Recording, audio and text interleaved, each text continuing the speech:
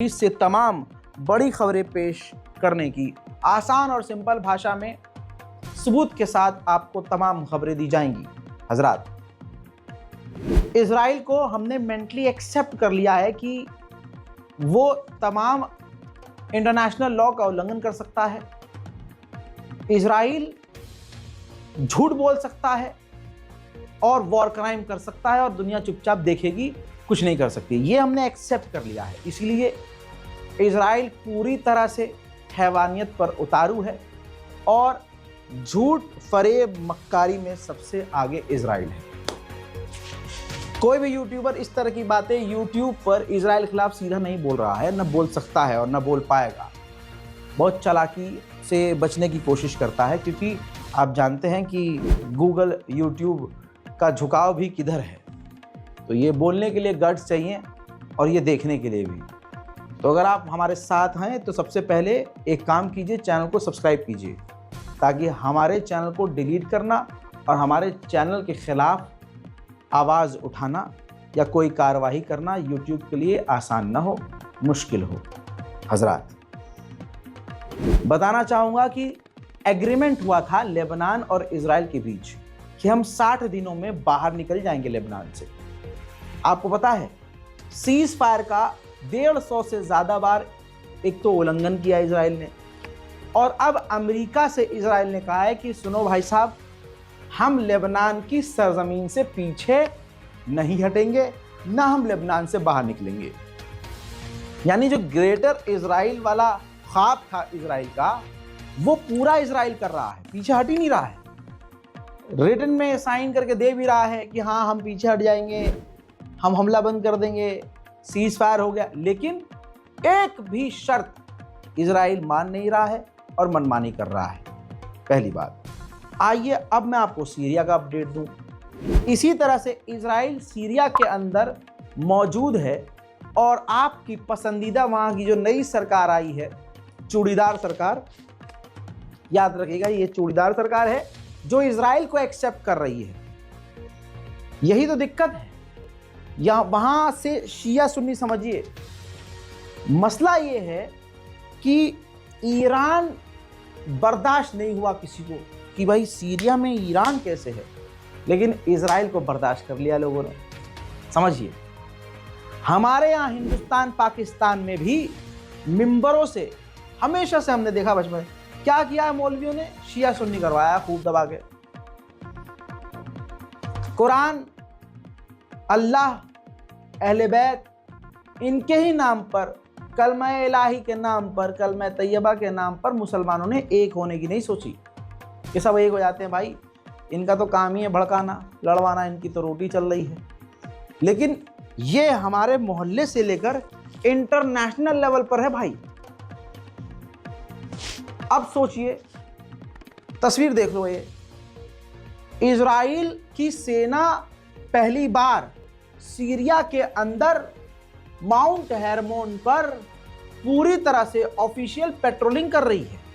अपने arm vehicles के साथ, खतरनाक हथियारों के साथ पेट्रोलिंग करती हुई नजर आ रही है। अब बताइए क्या ही बचा। इस सीरिया की गवर्नमेंट को जो लोग सपोर्ट, भारत के मुसलमानों से मैं पूछना चाहता हूं, जो आप सपोर्ट कर रहे थे इस गवर्नमेंट को, अब इस पर क्या कहोगे? चूड़ीदार सरकार को क्या कहोगे? तुम भी उनमें से हो क्या जो रसूल खुदा सल्लल्लाहु अलैहि वसल्लम को मैदान जंग में यकोतन्हा छोड़कर भाग जाया करते थे पहाड़ियों पर, और बाद में जीत के बाद वापस आते थे, अरे, और कपड़े पर मिट्टी डाल लेते थे और आकर नबी अल्लाह से झूठ बोलते थे, अरे क्या जबरदस्त जंग लड़ी है हमने आपकी क़यादत में। समझ लो, उनकी नस्ल में से हो गया भाई आप। तो सही को सही और गलत को गलत बोलने में, जैसे शुरू में लोगों को लगा कि अरे मैं तो बशर अल असद को सब, रजा गराफी बशर अल असद को सपोर्ट कर रहा है, मेरा मामू लग रहा है बशर अल असद, मैं क्यों करूंगा सपोर्ट? जब बशर अल असद के वॉर क्राइम्स सामने आए तो हमारे चैनल ने आपको उसके वॉर क्राइम्स की तस्वीरें भी दिखाई और बताई। इसीलिए आप मेरे साथ हैं और हमारे 4 मिलियन से ज़्यादा लोग सब्सक्राइबर हैं। हमारा परिवार बहुत बड़ा है, समझ रहे हो? तो वजह होगी ना सबूत दिखाकर प्रूफ के साथ दिखाने की, और जो मैं आपको बोल रहा हूं वो दिखा भी रहा हूं। माउंट हेरमोन पर इजराइल पूरी तरह से एक्टिव हो चुका है आधिकारिक तौर पर, और चूड़ीदार सीरिया की सरकार उसे रोक तक नहीं रही है, एक बयान तक उसके खिलाफ जारी नहीं कर रही है। इजराइल का ख्वाब काफी बड़ा है, अरब देशों की गद्दारी की वजह से और भारत पाकिस्तान के उन मुसलमानों की गद्दारी की वजह से, जो मुसलमान अपने ही एक मुस्लिम जो दूसरा बाजू है, जो अल्पसंख्यक कहलाता है, उससे नफरत में आकर जाने या अनजाने में इजराइल को सपोर्ट कर रहे हैं। ऐसे गद्दारों की वजह से, कौम की चादर में छेद करने वालों की वजह से आले यहूद कामयाब हो रहे हैं। सोचिए, इजराइल ग्रेटर इजराइल का ख्वाब देख रहा है, सीरिया के अंदर उसने और बड़ा कांड कर दिया है। सीरिया के अंदर कई ऐसे इलाके जहां पर सीरिया के अंदर 30% उस जगह से वाटर सप्लाई होता है, इजराइल ने उस सीरिया के इलाकों में कब्जा कर लिया है। आसान कर देता हूं, परेशान ना होइए। सीरिया के अंदर जितना पानी आता है उनमें से 30% पानी के सोर्स पर इजराइल ने सीरिया में कब्जा कर लिया है, और वो इलाका जॉर्डन को भी पानी सप्लाई करता है। यानी जो पानी है जो जॉर्डन की तरफ जा रहा है और 30% सीरिया की तरफ जा रहा है, उन इलाकों पर कब्जा कर लिया है, जिससे जॉर्डन और सीरिया को आगे बहुत मुसीबत होने वाली है। लेकिन इस चूड़ीदार सरकार को अरब भी सपोर्ट कर रहे हैं, और बड़े अफसोस की बात है कि आप भी कर रहे हैं। उधर अमेरिकी जर्नल ने लेबनान के प्रधानमंत्री से मुलाकात की है और कहा कि इजराइल अब 60 नहीं बल्कि 90 दिन लगाएगा लेबनान से बाहर निकलने में। लेकिन एक बार फिर से बता दूं, एक से बढ़कर एक जलील अमेरिका इजराइल, ऐसा कोई सगा नहीं जिन्हें इन दोनों ने ठगा नहीं। पहले ये कह रहे हैं कि 60 दिन में निकल जाएगा, अब ये कह रहा है 90 दिन में, और 90 दिन बाद बोलेगा कि ये निकलेगा 150 दिन में। ऐसे ये टाइम बढ़ता जाएगा और इजराइल अपने आप को लेबनान में पक्का जमा लेगा।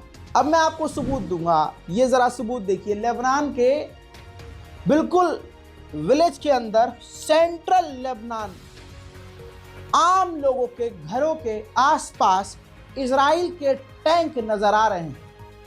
इसके बावजूद जाने अनजाने में आप कहीं ना कहीं सपोर्ट इजराइल को ही कर रहे हैं, शिया सुन्नी करके। उधर मेरे दोस्तों, गाजा के अंदर एक स्टेडियम था, फुटबॉल स्टेडियम, इजराइल ने वहां पर बमबारी कर दी है।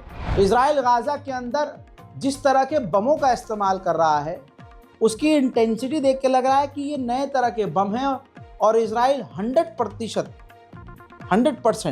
100% ज़रूर ये नए नए हथियारों का टेस्ट कर रहा है, बम का। जिस तरह से ये तस्वीर देखिए, ये मैं एनालाइज कर रहा हूँ, ये मैं खुद अपने तरफ से जो चीज़ें चेक कर पा रहा हूँ। ये देखिए जिस तरह से गाजा के इलाके को बम लगाकर इजराइल उड़ा रहा है, और जो बम की इंटेंसिटी है वो बता रही है कि कुछ अलग अलग तरह के एक्सपेरिमेंट ज़रूर इजराइल कर रहा है। वहीं एक और महिला फोटोग्राफर, फोटो जर्नलिस्ट इजराइल की बमबारी में गाजा में अपने पूरे परिवार के साथ शहीद हो गई हैं। जो यहूदी समुदाय है, ये पूरी तरह से दूसरे धर्म से और ख़ासकर अरब से, मुसलमानों से इतनी नफ़रत करती हैं, ये आम लोग भी इतनी नफ़रत करते हैं कि ये इजराइल के सेना के कपड़े पहनकर, अभी आपकी स्क्रीन पर ये देखिए, ये जो व्यक्ति है इजरायली म्यूजिशियन है, ये इजराइल के साथ, इजरायली मिनिस्ट्री में इजराइल की फ़ौज के साथ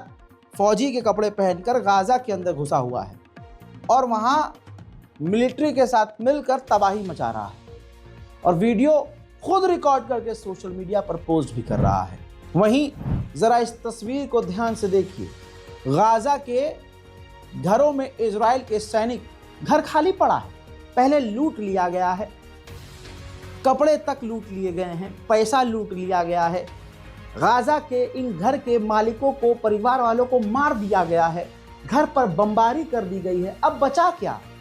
इमारत बची है, उसे भी इजराइल जला रहा है। वहीं इजराइल की बमबारी में 45,717 फिलिस्तीनियों की शहादत हो चुकी है और अरब मुल्क जब्बा पहन के अपने आप को सबसे साफ सुथरे और ईमानदार मुसलमान समझ रहे हैं। तमाम मुसलमान देश खामोश बैठे हैं। अब WHO ने जो आंकड़ा पेश किया है वो दिल फाड़ देने वाला है। WHO ने कहा कि 1 लाख गाजा के अंदर जो घायल हैं उन 1 लाख में से 25% ऐसे घायल हैं जो जिंदगी भर के लिए अपाहिज अपंग हो गए हैं। उन्होंने अपने जिस्म का कोई न कोई हिस्सा खो दिया है। इजराइल की खौफनाक बमबारी में गाजा से जो तस्वीरें आ रही हैं वो दिमाग को घुमाने वाली है। सोचिए कितनी अजीब बात है कि आप देखते देखते थक गए, मैं बोलते बोलते थक गया, लेकिन इजराइल बमबारी करते करते न थक रहा है और गाजा के लोग मरते मरते और लाश उठाते उठाते थक चुके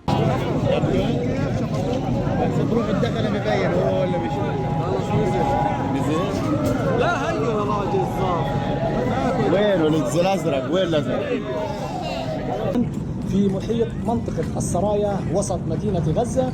هذا الاستهداف الذي جاء دون سابق إنذار ما خلف أعدادا من المصابين في صفوف النازحين في هذه المنازل. كما نشاهد عدد كبير من المنازل في هذه المنطقة تم تدميرها بالكامل.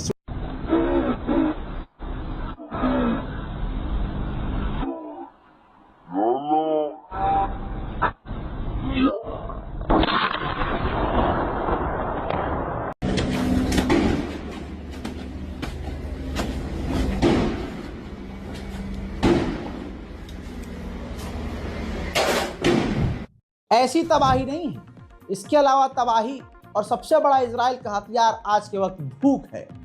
मैं बोलूंगा नहीं, लेकिन भूख की तस्वीरें आपको खून के आंसू रुला देंगी। الجلال والجمال والسناء والبهاء في رباه والحياة والنجاة والهناء والرجاء في هواك. गाजा के अंदर इसी के साथ पानी की भी किल्लत है। ऐसे में बचे कुचे जो वाटर टैंक हैं, इजराइल उसको भी बम लगाकर उड़ा रहा है। गाजा सिटी के अंदर ये देखिए पानी के टैंक को इजराइल ने उड़ा दिया है। वहीं इजराइल के इस सैनिक का एक वीडियो सामने आया जिसमें ये कह रहा है कि यहाँ पर गाजा के अंदर कोई भी सिविलियन नहीं है, यानी ये सिविलियन मान ही नहीं रहे, आतंकवादी मान रहे हैं और एक तरफा पूरी नस्ल का सफाया किया जा रहा है। गाजा में सिविल डिफेंस में काम करने वाले अधिकारी ने बताया कि 2025 की शुरुआत से अब तक इजराइल 300 बार हम पर हमले कर चुका है और उस जगह हमले कर चुका है जहां लोग भारी मात्रा में इकट्ठा थे। सुनिए। منذ دخول عام 2025 وقطاع غزة يتعرض إلى عملية قصف بشكل ممنهج، وتحديدا مدينة غزة التي تعرضت إلى أكثر من 30 غارة إسرائيلية نفذت على تجمعات للمواطنين. وعلى ما يبدو أننا أمام واقع جديد تفرضه قوات الاحتلال الإسرائيلي على المواطنين. طواقم الدفاع المدني لا يمكن بأي حال من الأحوال أن يكون لها القدرة على التعامل مع كل هذه الاستهدافات التي تحدث في القطاع وتحديدا. अरब देशों ने अपने ईमान का सौदा कर दिया है। बिस्तर पर यहूदी औरतों के साथ मजे कर करके अपने ईमान को बेच खाया है। आप सोचिए, फिलिस्तीन खून के आंसू यूएन में रो रहा है।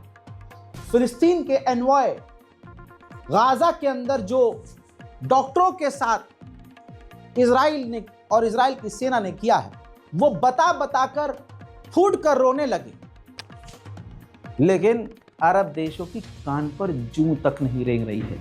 देखिए, सुनिए और शेयर कीजिए। Whoever stays until the end will tell the story.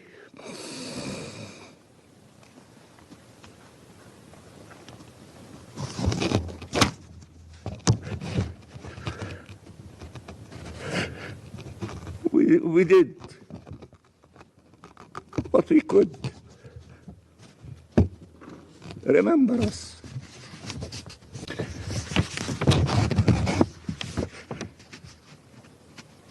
remember us. We owe them more than remembrance. Nothing can explain that for 15 months Palestinians in Gaza have endured hell and been abandoned to this fate. Nothing justifies that the doctors who were trying. मेरे दोस्तों, WHO ने अब मांग की है कि कमाल अदवान hospital के डायरेक्टर को रिहा करे इजराइल और उनकी जानकारी दे कि वो कहां है। मेरे दोस्तों, इस रिपोर्ट को खूब शेयर कीजिए, दुआओं में याद रखिए, चैनल को सब्सक्राइब कीजिए और दुआ कीजिए कि सारी दुनिया से ये जंग, फसाद, खोरेजी जो है वो ख़त्म हो और ख़ासकर फ़िलिस्तीन और भारत के मुसलमानों के लिए दुआ ज़रूर कीजिए। मैं हूं रज़ा और आप देख रहे थे रज़ा ग्राफी अनस्क्रिप्टेड। जय हिंद।